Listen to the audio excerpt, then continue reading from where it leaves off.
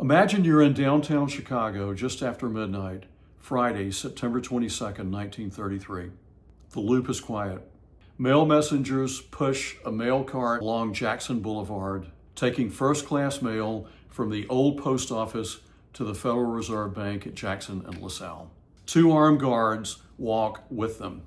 A Hudson sedan and a Ford coupe roll to the curb. Masked men with machine guns jump out, grab the sacks, and are gone in seconds. Minutes later, the Hudson collides with another Ford at Halstead and Adams.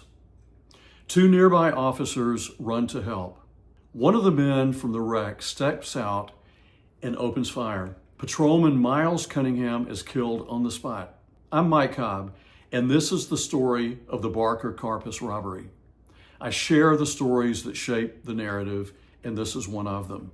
So let's pin down the timeline and the intersections. The stick-up happens just after midnight as the Federal Reserve messengers and guards move their cart toward the bank. Around 12:25 a.m., the gang's Hudson smashes into another car at Halstead and Adams.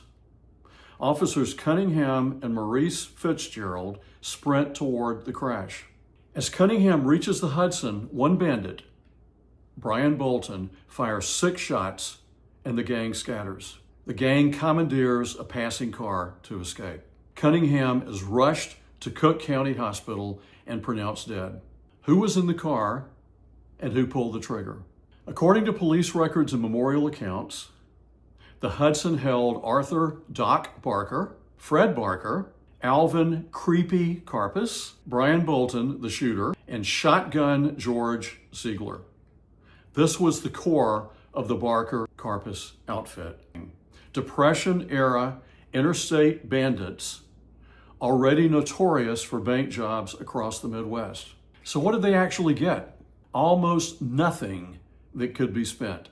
The sacks contained mail and checks that couldn't be negotiated by the thieves. Later accounts would call the haul a haul of worthless checks, worthless paper.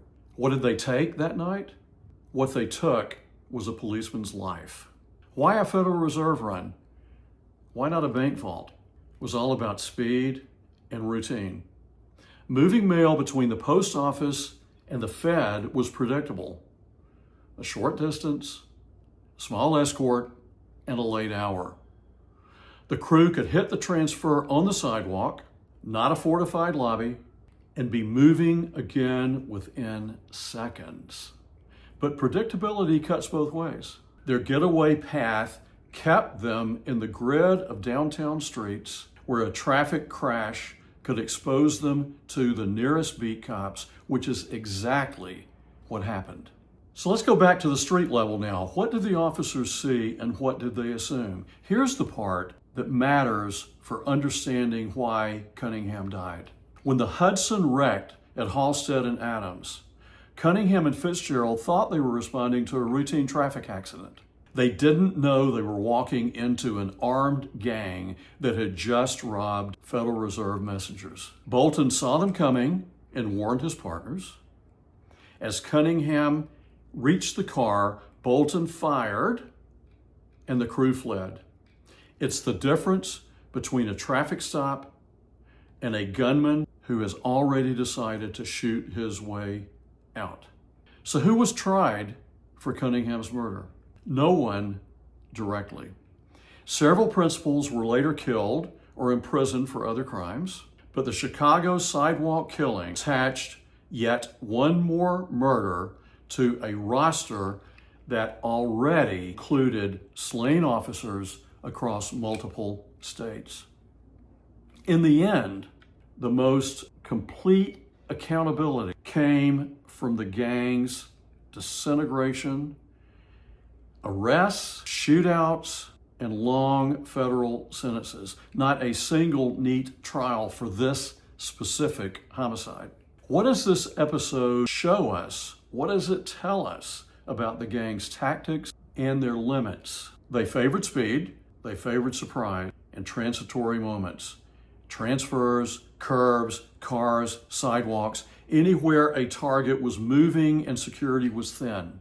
But the same speed created exposure, intersections, collisions, witnesses, and beat cops within running distance. The September 22nd job proves their planning could be undone by something as simple as a crash at a city intersection where one determined officer could risk his life and did risk his life in an instant.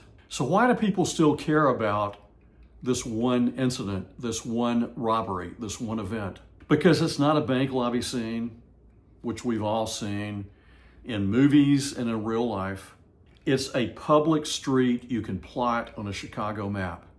You can walk Jackson and LaSalle to Halsted and Adams and trace the path.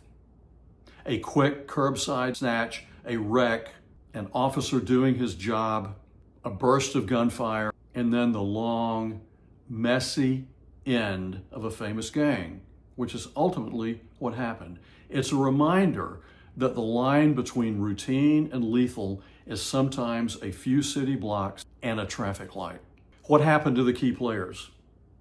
Well, Patrolman Miles Cunningham, 38, a 9-year Chicago Police Department veteran, a husband, a father of 2, was killed in the line of duty. Brian Bolton, identified as the trigger man that night, was later arrested in 1935. Shotgun George Ziegler was murdered by other gangsters in Chicago in March of 1934. Fred Barker died in a 1935 FBI gunfight in Florida alongside Kate Ma Barker. You may have heard of Ma Barker before. She sort of became over the years. Doc Barker was arrested in 1935. Karpis, who was the strategist, lasted the longest.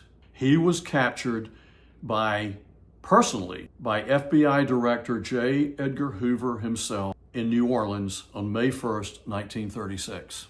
The robbery on the 22nd sits between the gang's 2 most high-profile kidnappings that put them squarely on the federal radar. One was on June 15th, 1933, 3 months before the Chicago robbery. In that incident, the gang grabbed William A. Ham Jr., president of Ham's Brewery, held him near Chicago, and collected $100,000 in ransom.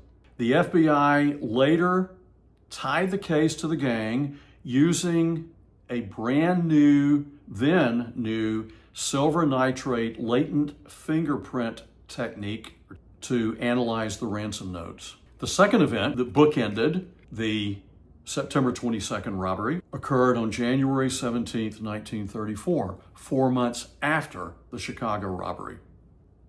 In that case, the gang kidnapped Edward G. Bremer Jr. in St. Paul, and the family paid $200,000 in ransom. Public outrage and political pressure, given the Bremers' connections, triggered a national dragnet and accelerated the gang's collapse. I write books about murder, cases where the public timeline is clean, but the evidentiary gaps are not. This one has a clean timeline and a messy, messy record. You can learn more about me and my books, www.mikecobwriter.com. Thanks for watching.